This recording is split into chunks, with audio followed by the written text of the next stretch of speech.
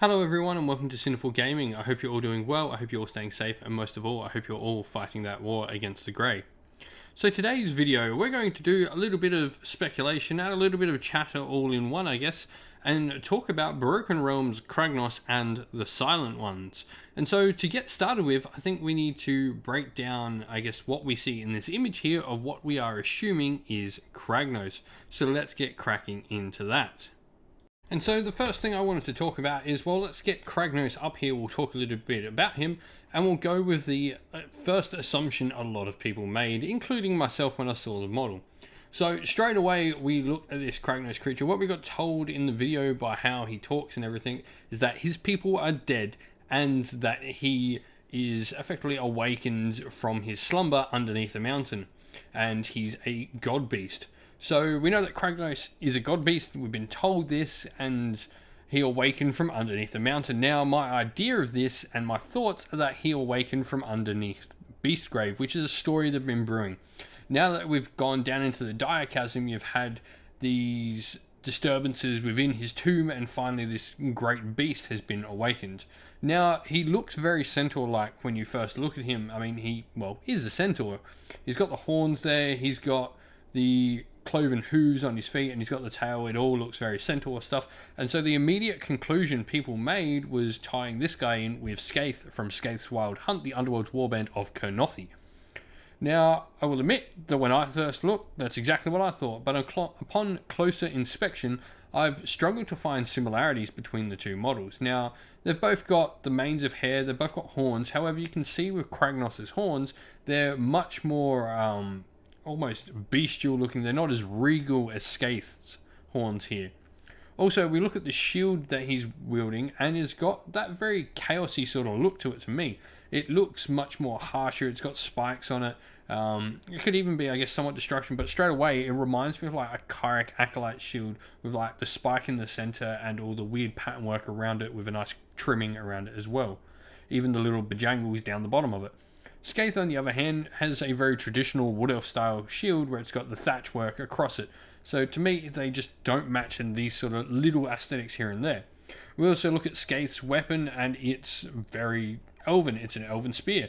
And while Kragnos is carrying this giant mallet, that really reminds me much more of, say, the clubs wielded by the Ogre tribes models. So straight away here, the more I look into this model, the less it seems to be a model of order. It looks more like either destruction or chaos to me. And I'm not really sure where it fits in either of those two, though I'm probably leaning a little bit more into destruction, because you start to look at that shield, it's not got any skulls, which is normally a clear giveaway of a chaos corrupted model, is it's got skulls somewhere on it. And the Kragnos image here doesn't appear to have any. I would at least expect to see skulls on that shield if it was a chaos model. So this pushes me down the path further to be thinking that he is a destruction god beast, which makes sense because it was Gorkamorka who was sent to destroy them all because he was sort of one with them. So I'm really thinking destruction. I do not think, now that I've had the time to look and think about it, that this is in any way Kernothi. And so I talked a little bit before about how I think Kragnos is awakened from Beastgrave.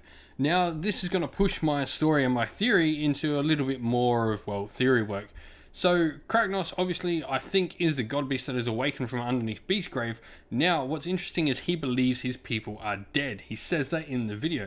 However, there is a race of people that burrow underground when they die that comes a part of the story in Dire Chasm.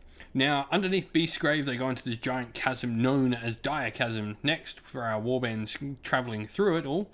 And Dire Chasm has these amber vaults in there, which is where these creatures called the Silent Ones have actually gone down and sort of burrowed under the earth. When they sort of lose all their strength, they go down, they burrow, and they recuperate their strength, and they come back up. However, what's happened now, because all these warbands are going and fighting into Dire Chasm, they've had to prematurely awaken, and now they're in this sort of not so powerful form. They're in this half-formed form, trying to stop the invaders into Dire Chasm and now having to come back awake. So it could very likely be that Kragnos has thought all these people dead because he's awoken and he's seen none of his people, and maybe those people, in fact, that follow him are the Silent Ones, these insectoid-like creatures that lived where Beastgrave was. And so that's where I'm sort of heading, that, oh, okay, we're going to see this destruction insectoid faction led by this brand new god beast called Kragnos. Now, when I start talking about this, I'm like, okay, does Kragnos have any sort of insectoid elements to him?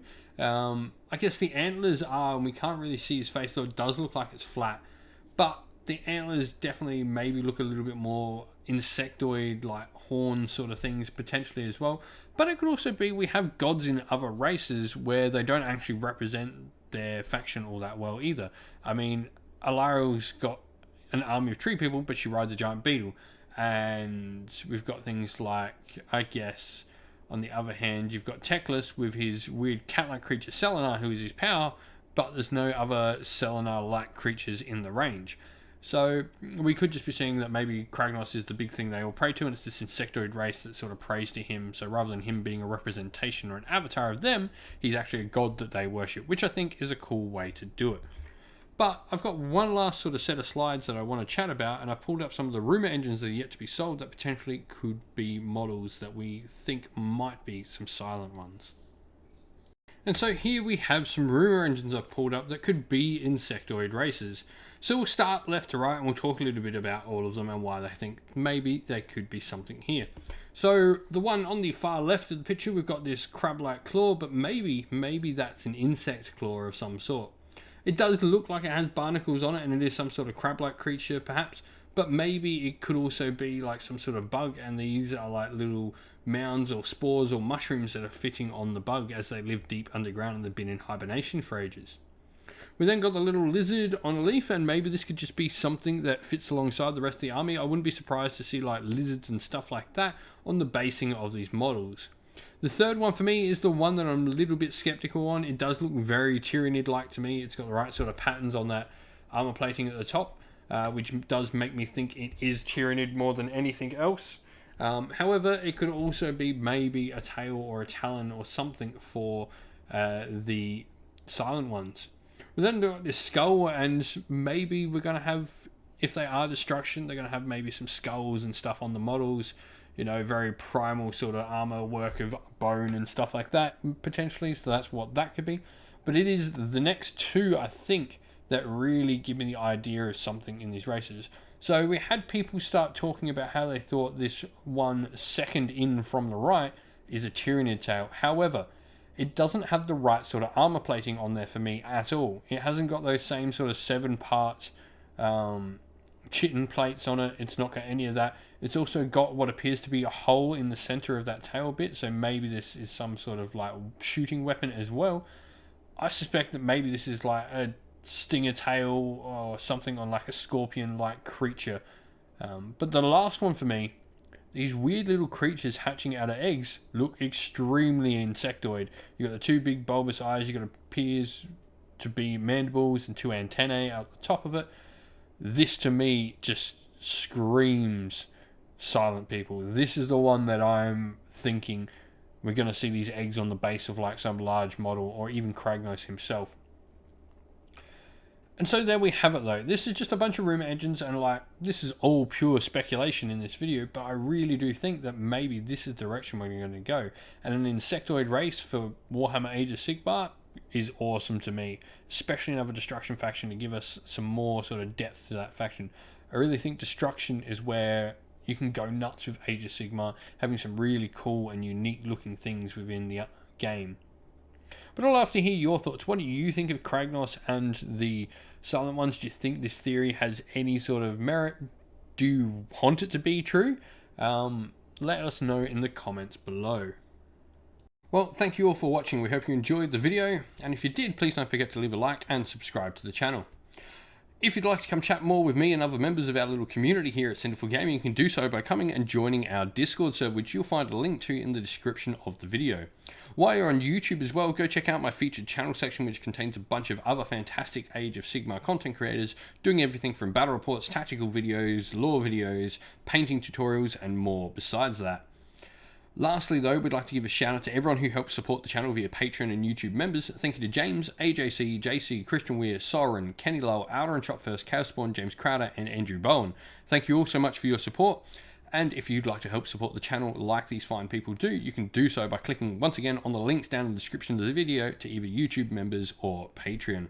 Thank you all for supporting the channel though, watching the content. Have a nice day, stay safe, stay well, and most of all, keep fighting that war against the Grey. Ciao for now.